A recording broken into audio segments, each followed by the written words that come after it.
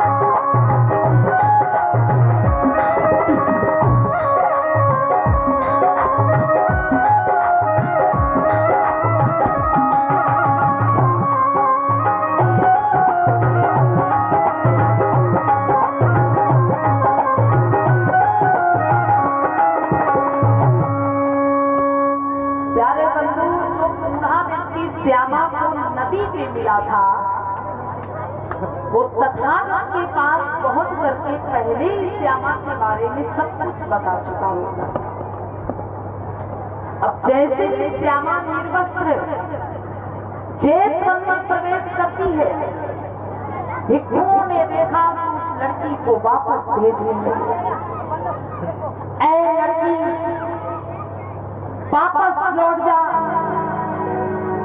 लेकिन तब तक तथागत ने देख लिया और बोले, हे भिक्षु, इस बेटी को भगाओ मत, इस बेटी को मेरे पास आने दो। इस बेटी के चित्त की चेतना लुप्त हो गई है, इस बेटी को पुनः चेतना वापस पाने की जरूरत है। आज श्यामा धीरे धीरे आगे बढ़ी, तथागत अपने स्थान पे उठ खड़े हुए और बोले, हे बेटी, शांत हो जाओ, शांत हो जाओ पुत्री, शांत हो जाओ। हे बेटी, तुमने जो कर्म किया, जैसा कर्म किया, तुम्हें तुम्हारे किए गए कर्मों का फल मिल चुका है। हे पुत्री, तुम्हें तुम्हारे किए गए कर्मों का फल मिल चुका है। अब अपनी खोई हुई चेतना को वापस लाओ और अपने नए जीवन की शुरुआत करो। हे पुत्री, तुमने जो कर्म किया था, जैसा कर्म किया था, तुम्हारे द्वारा किए गए कर्मों का परिणाम तुम भुगत चुके। आप अपनी खोई हुई चेतना को वापस ले आओ और अपने नए जीवन की शुरुआत करो। तथागत की कही गई एक एक बात श्यामा के हृदय में प्रवेश करती है। वो थोड़ा शांत हुई। तथागत ने कहा, हे पुत्री, तुम निर्वस्त्र हो, लो अपने शरीर को ढक लो, अपने तन को ढक लो। बोलिए तथागत बुद्धि की। आज माताओं बहनों, श्यामा ने झटक कर अपने तन को, अपने शरीर को ढक दिया। मानो उसकी खोई हुई चेतना वापस लौट आई।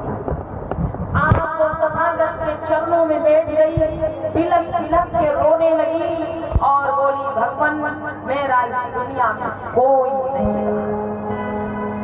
तथागत कहते हैं, हे पुत्री, मैं तुम्हारे बारे में सब कुछ पहले ही सुन चुका हूँ। हे पुत्री, तुमने जो कर्म किया, तुम्हारे द्वारा किए गए कर्मों का फल तुम्हें मिला है। तुम अपने माता पिता की इकलौती संतान थी।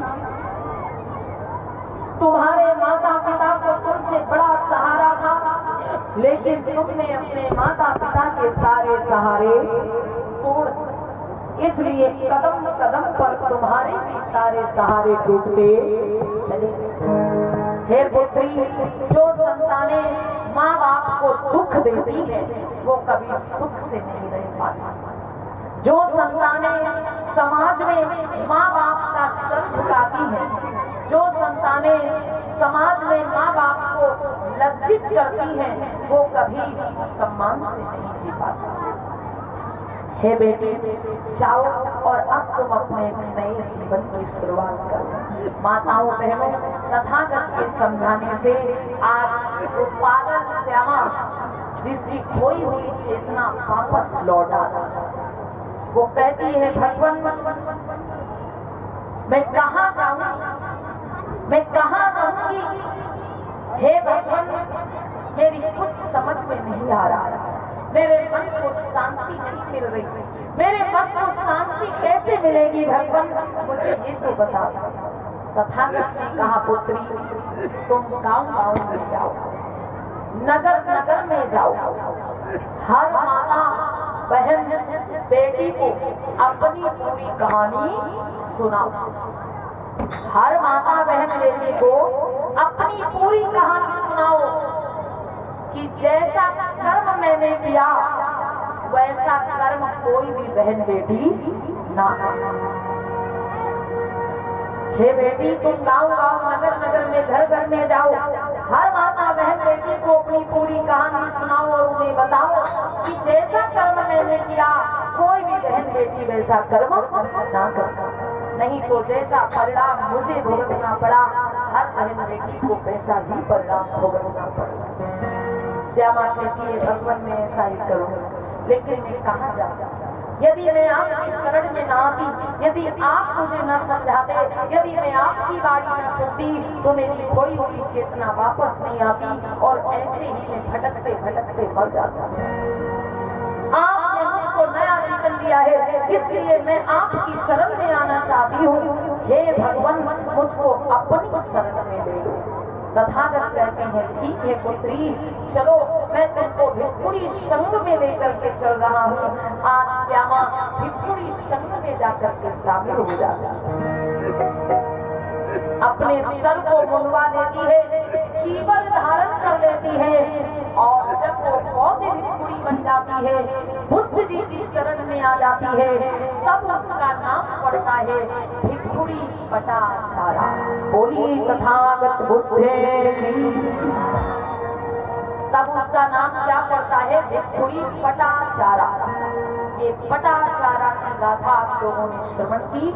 माताओं बहनों, इस प्रसंग को मनोरंजन मत समझना, हम फिर कह रहे हैं, बल्कि इससे सीख लेना, ये संदेश है आप लोगों के लिए कि देखिए श्यामा ने अपने माता पिता के सारे सहारे तोड़े और कदम कदम पर उसके भी सारे सहारे टूटते चले।